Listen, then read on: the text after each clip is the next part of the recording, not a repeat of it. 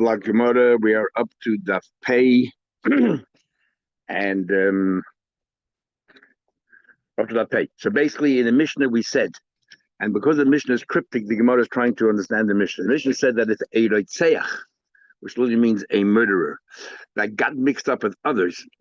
And so the Tana Kama says you send them all home, and Rabbi Yehuda says you put them in jail and you stop feeding them, and eventually they die. The Gemara tries to understand what happened there. Did it say it got mixed up with innocent people? So how can Rabbi Yehuda say you put them all in jail? So what exactly is going on here? So the Gemara we have so far we have two, and that's Pshat, and then we'll have Rav, which is today.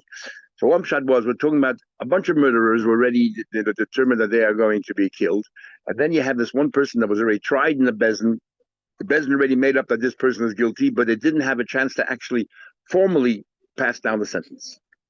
So the Chachamim say you have to pass down the sentence and only be fun of, and since because we no longer know who the murderer is because he's all mixed up and everything else, and we don't know who it is, so therefore the Chachamim say we send all of them home. The Rabbi Yehuda says since they're all going to get killed anyway, why you send them poaching or something? So therefore he says leave them all in jail and they'll die a natural death. You stop feeding them, not natural death. You stop feeding them, and eventually they will die. That's one version. The other version is we're not talking about people here. We're talking about an animal that gored. And the animal already was tried in the Bezdin, and the Bezdin didn't have a chance. The Bezdin didn't have a chance to formally pronounce the punishment. So because Kemisas Habal, Kach Misas Ashar, the Chachamim say whatever we would do to the Balabas, to the owner of this animal, do the same thing to the animal. Instead of the owner of the animal, we have to formally pass down the sentence in front of him, and the same thing the animal. Since they all got mixed up, we don't know what's what, we send them all home. And Rabbi Yehuda says no. You put them all, since all the other animals we're talking about were found also to be shayhs that deserve to be killed, so that you just let them all die. A natural, you stop eating them. So then the Gemara asked the question. We had a brisa, and the brisa said, like Yossi came along and said that even if my father Chalafta was amongst the people, the din would be the same. There would be the same outcome. Now, what's going on there? First of all, it's not talking about cows, obviously, it's talking about people. So the Shlokish is talking about cows. Where does that fit in with this Raisa? And even talking about people, what's the difference? If he was tried in the Bezdin and he was found guilty, just they didn't say it officially, what's the difference if it's his father Chalafta? It could be the biggest tzaddik in the world. If you were Eidim and you were found guilty, you're guilty. What's the Brisa adding? So therefore, Rabbi has another pshat altogether. Let's do it again. Elam Rabbi, 2 lines on the top of the page. This is the case. There were 2 people standing, and suddenly an arrow, a rock, or something went flying, but from one of these 2 people, we just couldn't see who it was. And it killed somebody. Then Shneim Turin. We're talking about a case that we, not like you learned till now, we knew who the murderer was, we just didn't have a chance to formally pass the sentence, and then suddenly he disappeared, or he mingled in the crowd, we can't find him. We never knew who the murderer was. There were 2 people there, one of them was a murderer, one of them wasn't. Comes along Rabbi Yossi says, even if one of those 2 people was my father, Chalafta, was such a big tzaddik, so there's no question, there's no shadow of a doubt that he wasn't the one who threw the rock to kill somebody. Must be the other guy. Still, that's not enough ground for a Bezdin to pass judgment. That's what he's saying here. If my father Chalafta is there, nevertheless, you won't punish. And then the Mishnah continues. So where does Rabbi Yehuda come in and all that? There are words missing in the Mishnah. A shor that was found guilty, and they passed sentence, and it fled. It ran away. It ran away and it joined a bunch of other shvarim that were actually innocent, nothing to do with them. They were all innocent. But now we have a group of shvarim, a group of cows, and one of them was found to be a goring cow that killed people, and therefore it has to have skilla.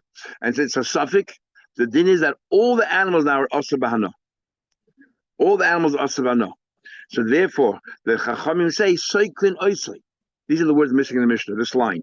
You actually kill all the animals, and as Rashi explains, the owners have nothing to lose. Anyway, it's asa bahana. Because anyway, it's asa bahana, therefore they have nothing to lose. But this is the whole long faces there and everywhere where Rabbeinu Tam is mechadish that a shor haniskol does not become asa bahana until you actually kill it. Not the machlekes hashonim. It's mechayim or only after you kill it. From this little section here, it seems like the animals are already asa bahana.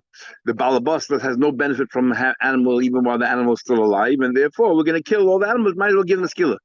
And Rabbi Yehuda says, "Kaiches l'kipa." Why bother the bezin to take each animal and go through the whole process of skila?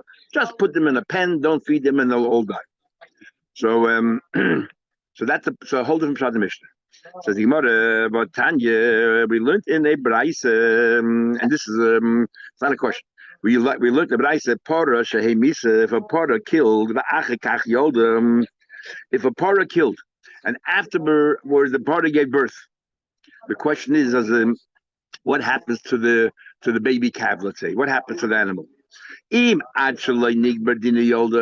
the animal was born before the bezin had a chance to formally pass sentence, below the mutter, then the vlad is mutter, because the bezin, when they passed the sentence, there was no vlad. The baby calf was not part of the animal. If while the animal was being sentenced, the animal was still pregnant, and afterwards it was born, then vlad the aser. Then the vlad is aser.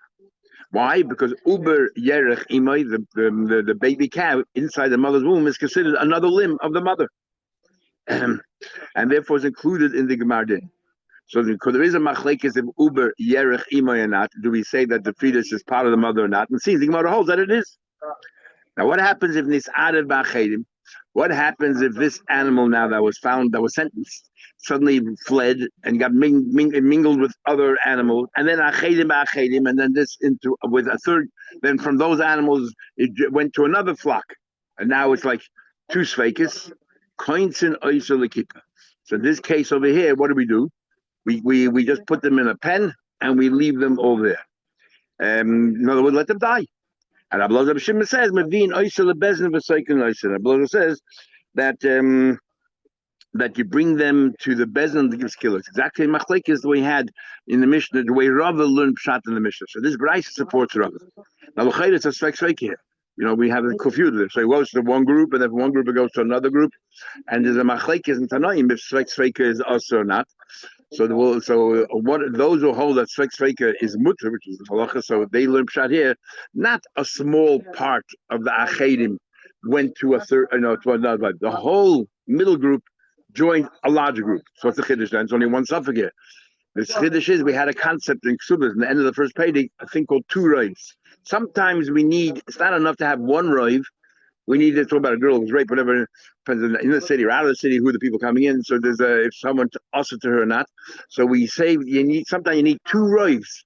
And the chiddush here is that even though there are two roives, the first group, there was a majority, and then the second group is even a larger majority, doesn't have any bearing on this. Now let's analyze why you brought it up. So you brought something up. Let's digress. You said you're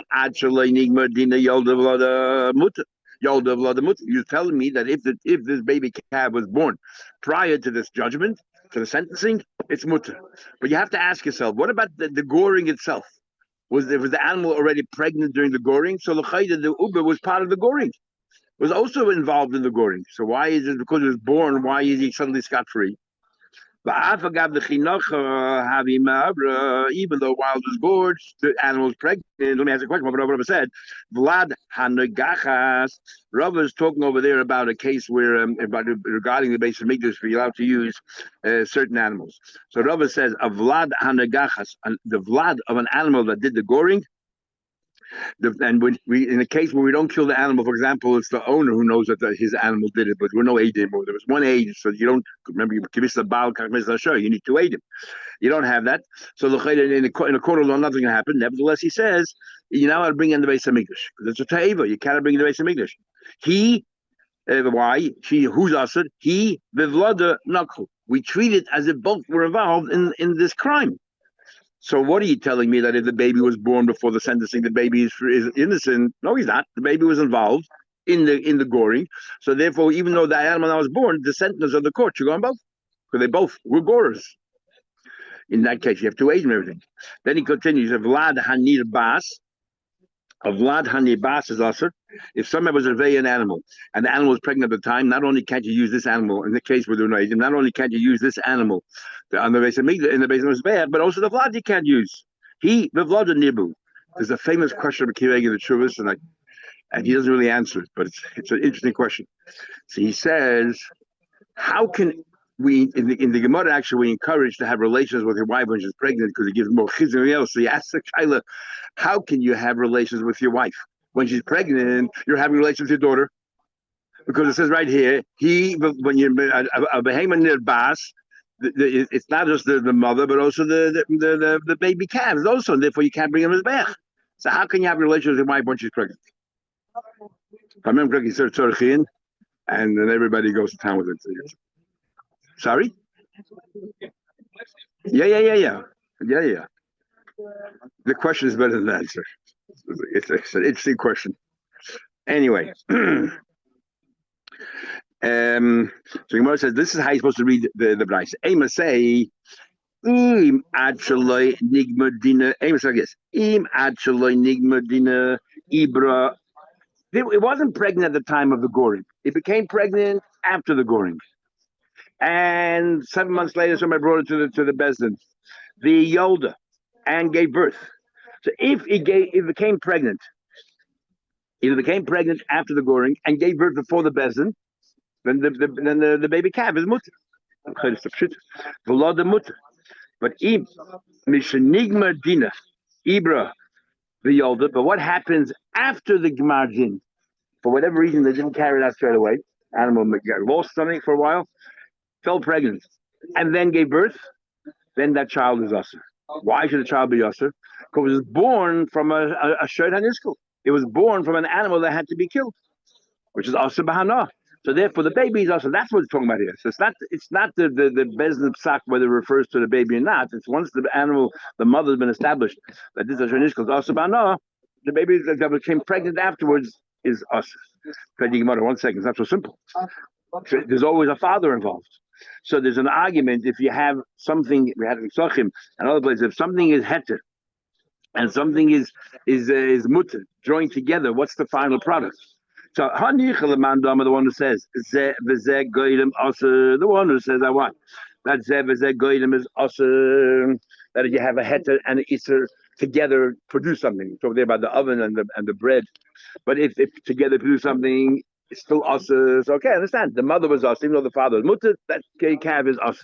The one who says that no, that if it's 50-50, then it's mutter. You tell me that the baby is us. Why should baby us? According to that man, how do you learn pshat the braysos? This is how you learn pshat the braysos. Ema say, im ad shaloi nigma din. So this is what you say. If before the Gemar din, the first part you're right.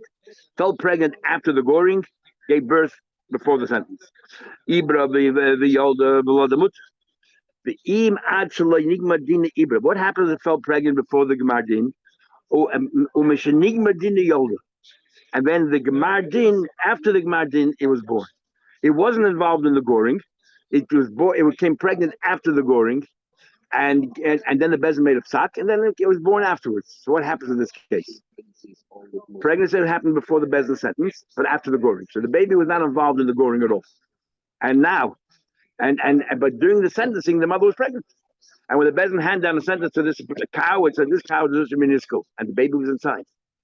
So then we say, Uber Yedech Imay. We say that since the baby calf was at the time a limb of the mother, and the bezin paskin that this animal, that means every part of the animal, is also bahano and it has to be niskul. So even though the baby then came out afterwards, it's already chal on it, isur hana.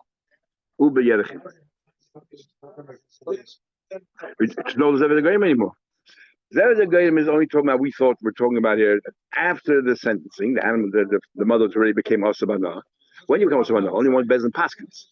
So therefore, we ask the question: the mother is also, the father is mutter. What do you do according to the one that says everything going to mutter? Why is the animal also? Now we're saying no, became pregnant before the sentence. So when Bezin gave the Gemar din, the animal was already pregnant, and the baby was inside the mother. And the Bezin paskin that this animal, the entire animal, is asubana. And if you learn that Uber Yedech Imay, at the time of that sentencing, the Uber was just a limb of the mother. Yeah, there's no father here. It's not the father here.